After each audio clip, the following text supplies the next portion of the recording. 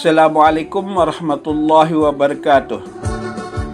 Pemirsa, berikut kami sampaikan informasi tentang Jenderal Besar TNI Purnawirawan Dr. Honoris Causa Abdul Haris Nasution yang lahir tanggal 3 Desember 1918 dan meninggal 6 September tahun 2000. Jenderal Nasution adalah seorang pahlawan nasional Indonesia yang merupakan salah satu tokoh TNI Angkatan Darat yang menjadi sasaran dalam peristiwa Gerakan 30 September.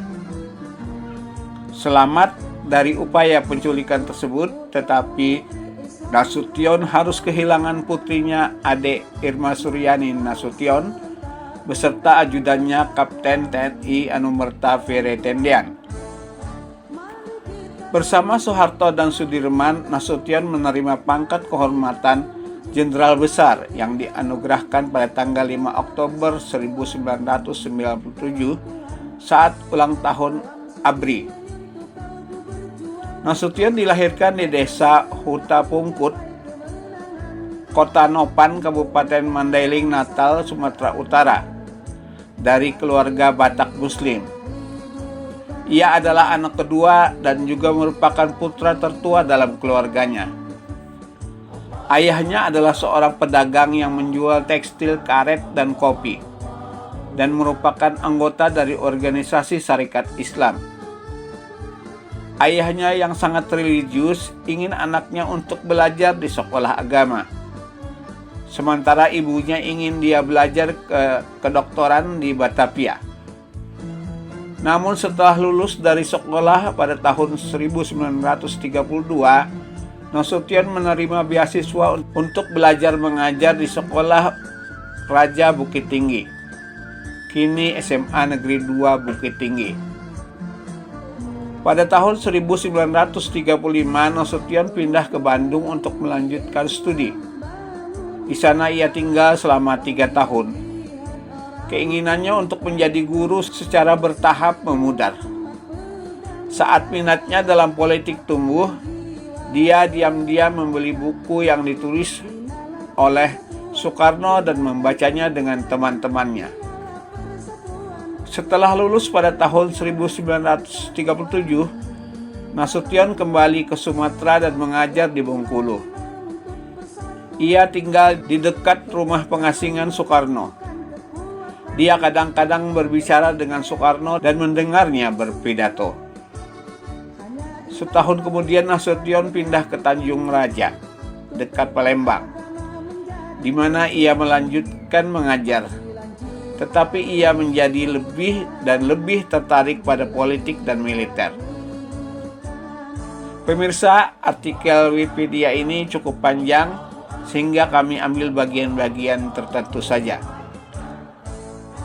Setelah Soekarno memproklamasikan kemerdekaan Indonesia pada 17 Agustus 1945, Nasution bergabung dengan militer Indonesia yang kemudian dikenal sebagai Tentara Keamanan Rakyat TKR, dan pada bulan Mei 1946 ia diangkat menjadi Panglima Regional Divisi Siliwangi yang memelihara keamanan Jawa Barat. Dalam posisi ini, Nasution mengembangkan teori perang teritorial yang akan menjadi doktrin pertahanan Tentara Nasional Indonesia (TNI) pada masa berikutnya. Pada bulan Januari 1948, pemerintah Indonesia dan pemerintah Belanda menandatangani Perjanjian Renville, membagi Jawa antara daerah yang dikuasai Belanda dan Indonesia. Karena wilayah yang diduduki oleh Belanda termasuk Jawa Barat, Nasution dipaksa untuk memimpin divisi Siliwangi menyeberang ke Jawa Tengah. Pemirsa, masih dari Wikipedia kami melompat ke subjudul G30S dan transisi ke Orde Baru. Pada pagi hari 1 Oktober 1965, pasukan yang menyebut diri mereka Gerakan 30 September G30S mencoba untuk menculik 7 perwira Angkatan Darat anti komunis termasuk Nasution. Letnan Dul Arif yang memimpin pasukan untuk menangkap Nasution dan timnya yang terdiri dari 4 truk dan 2 mobil militer berjalan menuju Jalan Tuku Umar yang sepi pada pukul 4 pagi dini hari. Rumah Nasution di nomor 40. Rumah sederhana dengan 1 lantai. Penjaga rumah di pos jaga di luar rumah melihat kendaraan yang datang, tetapi setelah melihat orang-orang itu tentara, dia tidak curiga dan tidak menelpon atasannya. Sersan Iskak yang bertanggung jawab menjaga rumah saat itu, dan sersan itu berada di ruang jaga di ruang depan bersama dengan setengah lusin tentara. Beberapa di antaranya sedang tidur. Seorang penjaga sedang tidur di taman depan dan satu lagi sedang bertugas di bagian belakang rumah.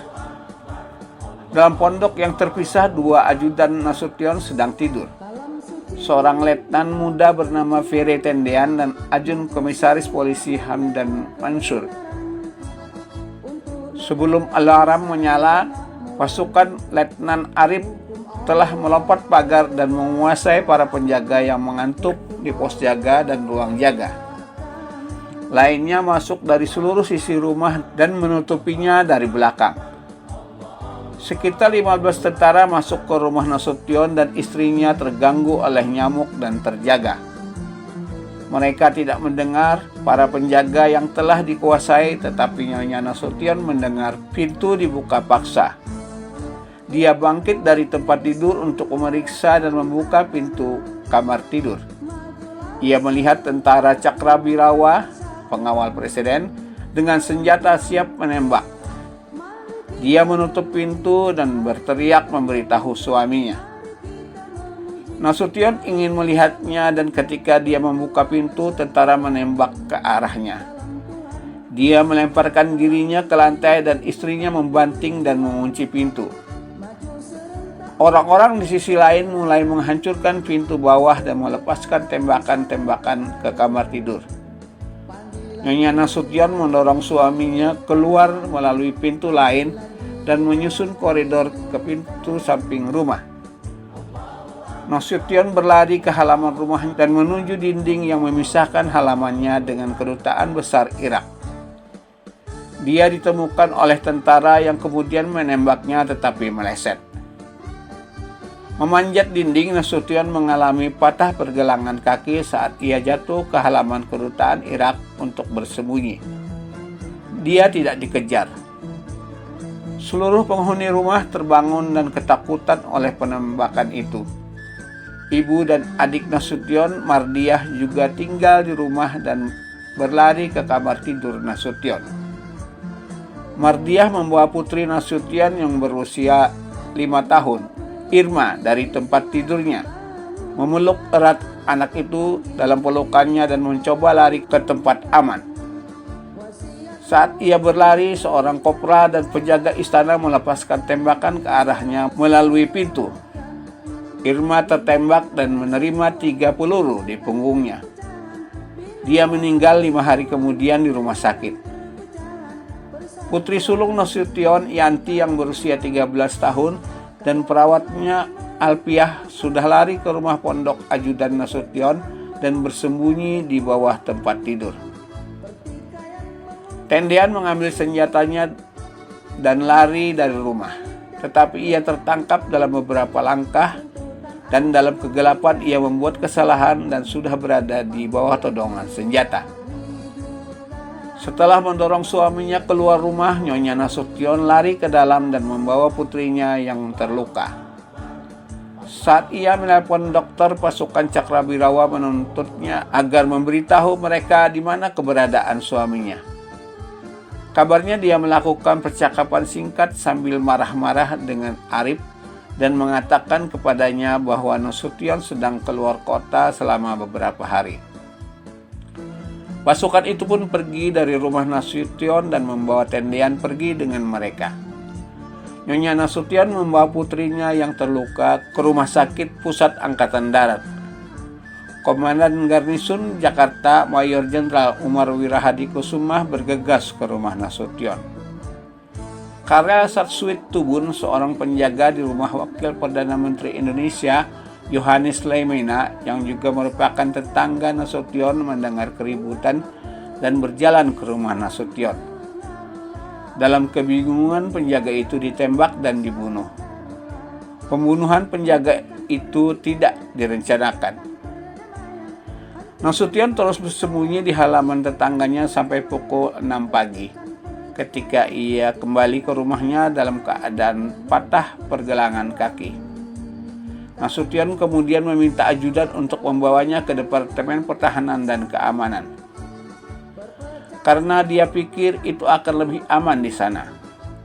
Nasution kemudian mengirim pesan kepada Soeharto di markas Kostrad, mengatakan kepadanya bahwa ia masih hidup dan aman. Setelah mengetahui bahwa Soeharto mengambil alih komando tentara, Nasution kemudian memerintahkan dia untuk mengambil langkah-langkah seperti mencari tahu keberadaan Presiden, menghubungi Panglima Angkatan Laut R.E. Marta Dinata, Komandan Korps Marinir R. Hartono, serta Kepala Kepolisian Sucipto Joyo Hadikusumo, dan mengamankan Jakarta dengan menutup semua jalan yang mengarah ke sana. Angkatan Udara tidak termasuk karena Panglima Umar Dhani dicurigai sebagai simpatisan G30S.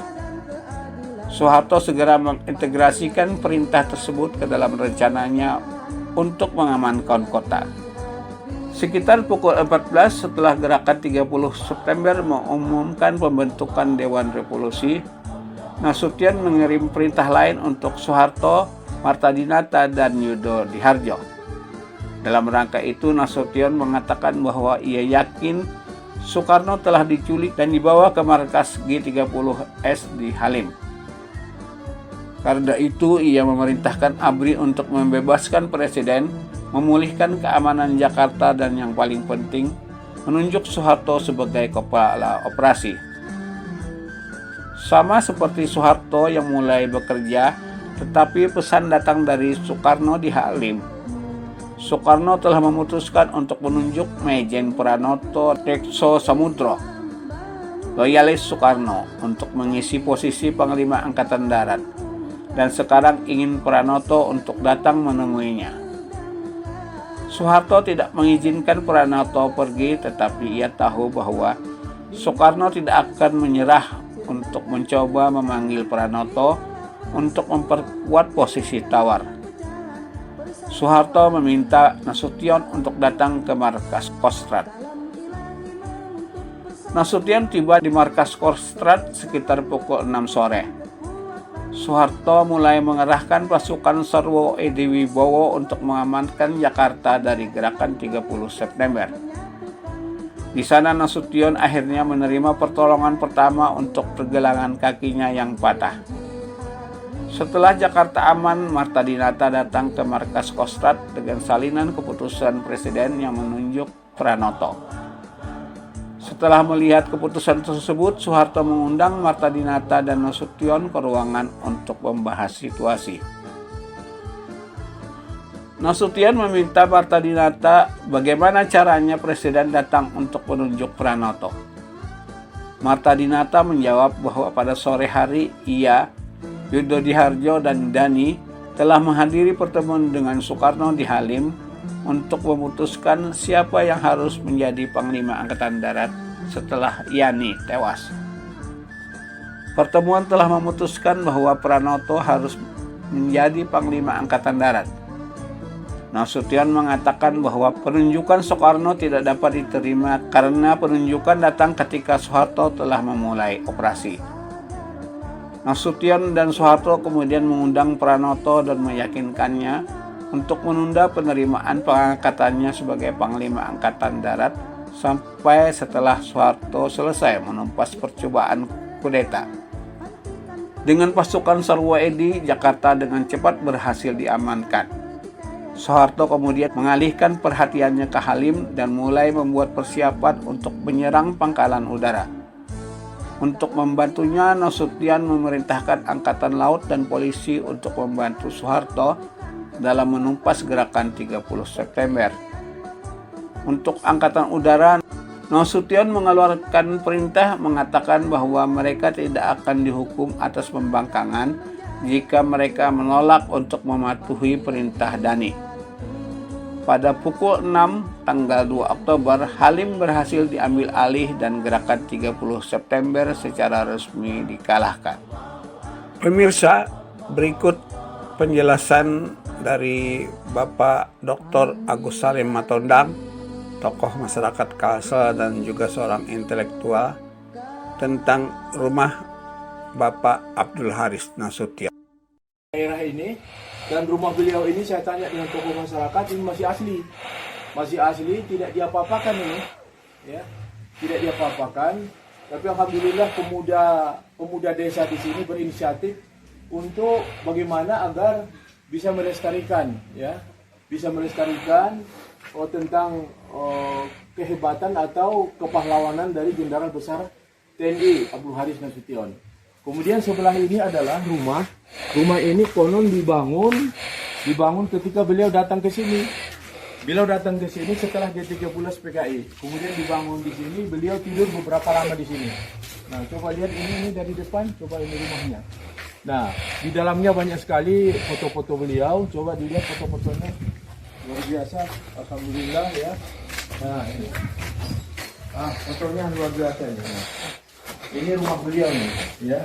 Waktu G30 PKI terjadi, lalu beliau datang ke sini untuk menginap, ya, Ya, demikian, mudah-mudahan dapat perhatian, ya, perhatian. Ini sudah menjadi situs sejarah yang harus diperhatikan oleh pemerintah. Ya, tidak saja pemerintah pusat, tapi juga mulai dari pemerintah tingkat kecamatan, kemudian kabupaten, provinsi, dan nasional. Karena beliau ini adalah pahlawan, salah satu diantaranya adalah beliau ini memegang jabatan atau penghargaan sebagai Jenderal Besar. Hanya beberapa orang di Republik ini yang mendapatkan gelar Jenderal Besar. Ya, demikian, saya Agus Salim Matondang, kelahiran Kota Nopan, yang saat ini berada di tempat ini dan selama ini merantau ke Pulau Jawa dan Kalimantan. Demikian saja. Wassalamualaikum warahmatullahi wabarakatuh. Pemirsa, demikian kami sedikit menceritakan tentang Jenderal Besar TNI Purnawirawan Dr. Abdul Haris Nasution. Materinya kami dapatkan dari Wikipedia Bahasa Indonesia. Assalamualaikum warahmatullahi wabarakatuh.